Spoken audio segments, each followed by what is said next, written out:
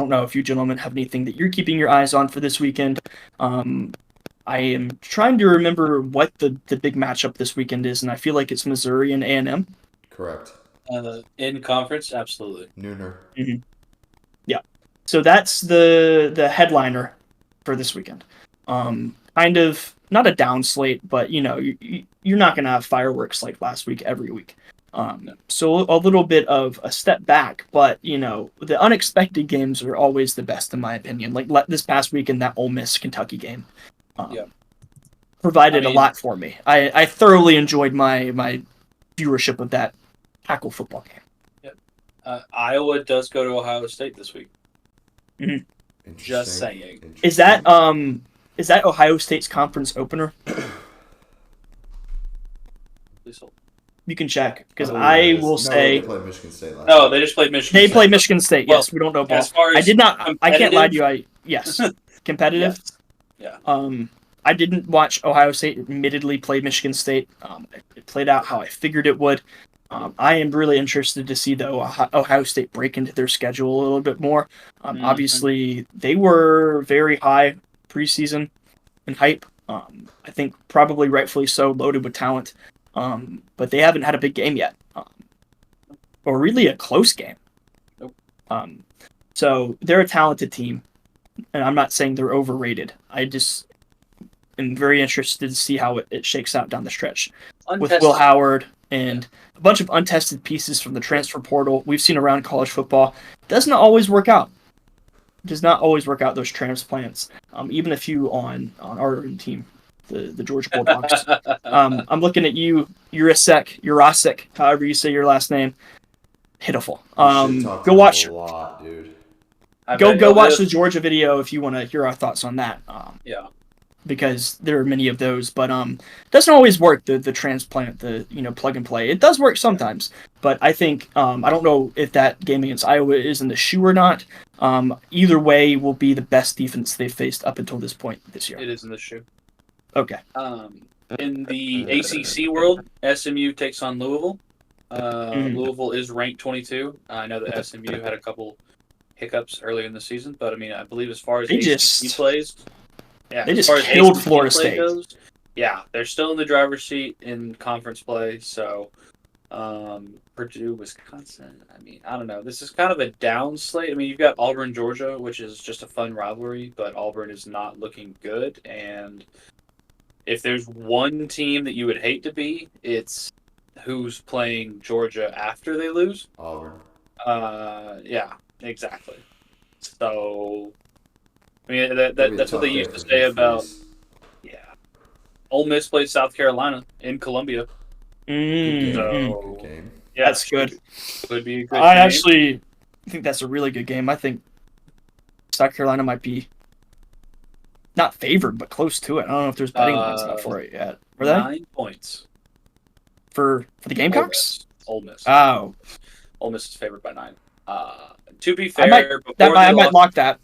Before they lost to Kentucky, Ole Miss had covered in every single game. To be fair, they had played, St. Mary's School for the Blind and Deaf. But, yeah. All I'm saying is after that highway robbery that occurred in Williams-Brice Stadium a few weeks ago against LSU, I'm foaming at the mouth for a big win as a South Carolina fan, and I honestly think we don't play them every year anymore.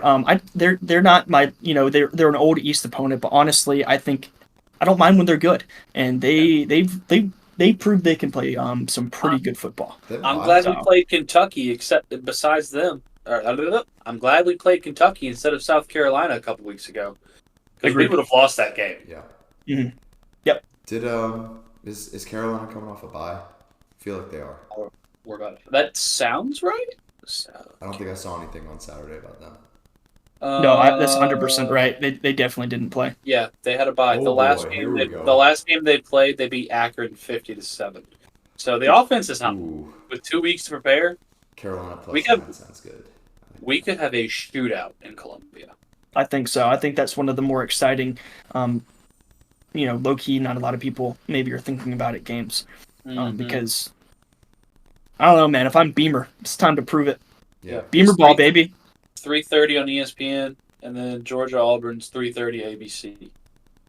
hmm Any Yeah. non-SEC? I don't know if I have much touched on Miami for the Georgia game. is going to Cal. That's a 10:30 Ooh. game days there. Did y'all see? So yeah, that's in Cal. Yeah. Bro, the They Cal said that Twitter was is the Cal hilarious. Twitter is golden. Did y'all see what they're calling this game? No. I think they said that I heard the communists versus the convicts. That's funny. Or no, what it was woke versus coke. That's what it was. hilarious. Well, I saw the first one, but the second one also makes sense. Michigan is also a dog on the road at Washington. 7:30 NBC. If anyone cares. Little national championship rematch That's right. with two vastly different teams. Both teams very different. Yes. I saw somebody. This is a tangent. Somebody commented on one of our short form videos. It was my AP poll reaction, and they're like, "Man, what do you mean? Like all these people are talking about best win in the country. Like Texas has the win against the national champs, the defending national champs. Doesn't that mean anything? No. This Michigan team would get run off the field by that Michigan team last year. I'm sorry, they couldn't compete. It would look like a spring game of the ones versus the twos. Yes. What it would look like. Yeah. Let's see. Oh, the battle for the Sunshine State. UCF and Florida take on That's fun. each other in your backyard, Brandon. It's in Gainesville. Yeah, they're coming up from Orlando. I'm very interested to see what is it that game, because I have a feeling a lot of folks from Orlando are going to take the 2.5-hour trip up north to Gainesville. That's a little in-state action. Probably not the decider, maybe, but a big proponent in if Billy Napier is going to be employed for much longer, I think.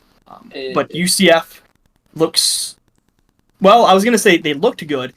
They got it taken to them by Colorado last week at home. So they're looking to bounce back.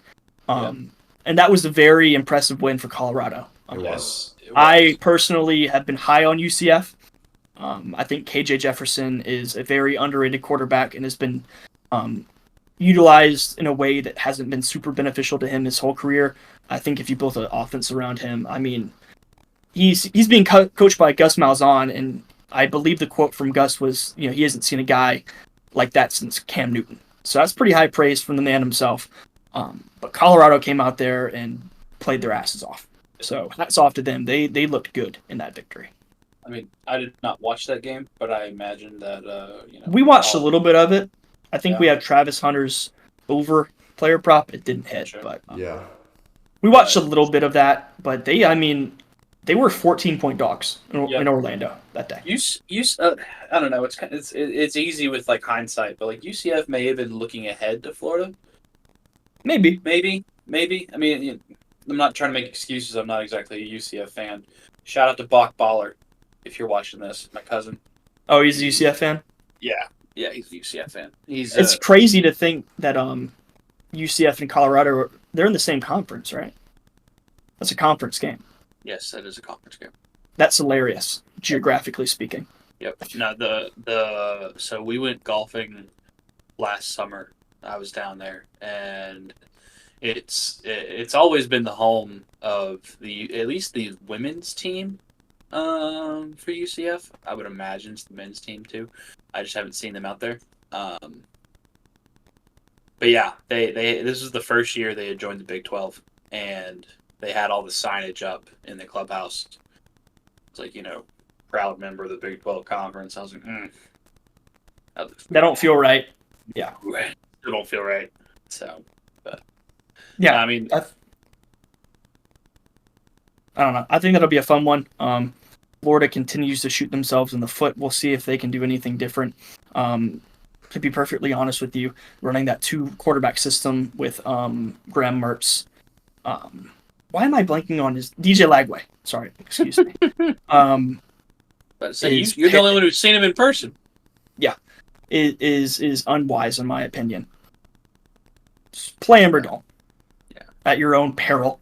But they need to get something figured out quick because they're running out of games that they can win on that schedule. I do like, obviously we've seen some teams be able to be successful with a 2-quarterback system, but I think unless you manage it correctly, if you have 2 quarterbacks, you have no quarterbacks. You know, just one of the teams. You got to have one quarterback that runs the offense. It's his offense. Yeah, I feel like another one is kind of like gimmicky. Like we were watching, I think a perfect example of this, we were watching the Kentucky game. And Vandegrift, he would be in there, he'd build momentum. I don't know the other quarterback's name. Excuse me, I don't know ball. I can't think of it right now. Number 2. Yeah. Look, every time they brought him into the game, he was running the ball. Short yardage situation. Every time. And Brock Vandegrift is not a small guy. No. He's mobile. He ran for a lot of big plays in that game. I'm sorry. And it's just such a gimmick, and they ran it with him every time. You're telegraphing it. I don't get it. I mean, the highest upside scenario for that is like Taysom Hill in the NFL, but none of these guys are fucking Taysom Hill. They scored, right? And it's a gimmick. Touchdown on a fumble from this guy. Yes. In the end zone. Saw that. Yes. So I think it was cool back when TiVo was the underclassman.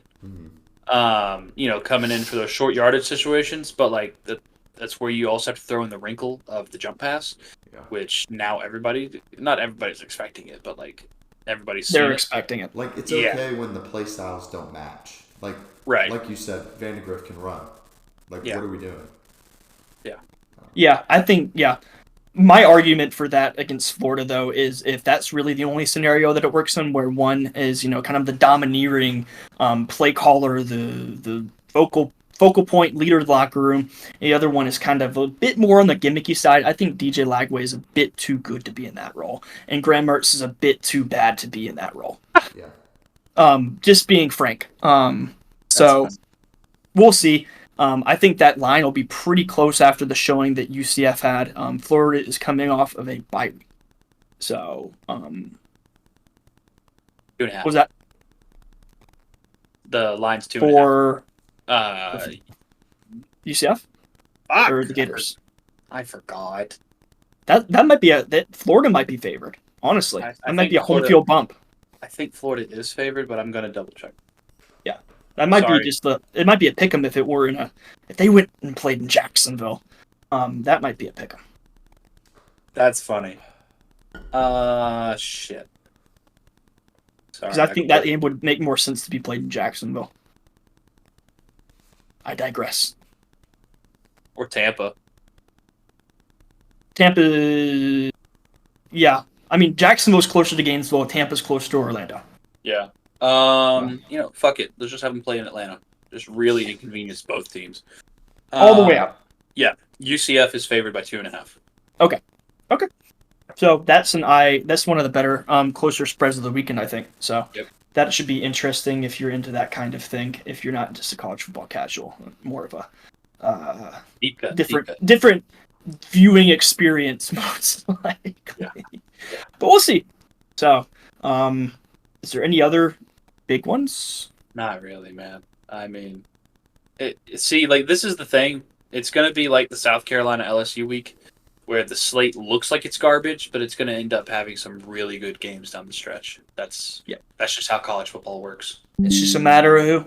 You've got to do your homework. You maybe just have to have the right channel on to catch these games, but yeah, it's just one of those where you just keep looking at Twitter, and if you see a score that you weren't expecting, you need to flip the channel now because it's going to be a good game. Yep. Yeah. I'm good if you're good, brother man. Moral of the story: watch football. It's as much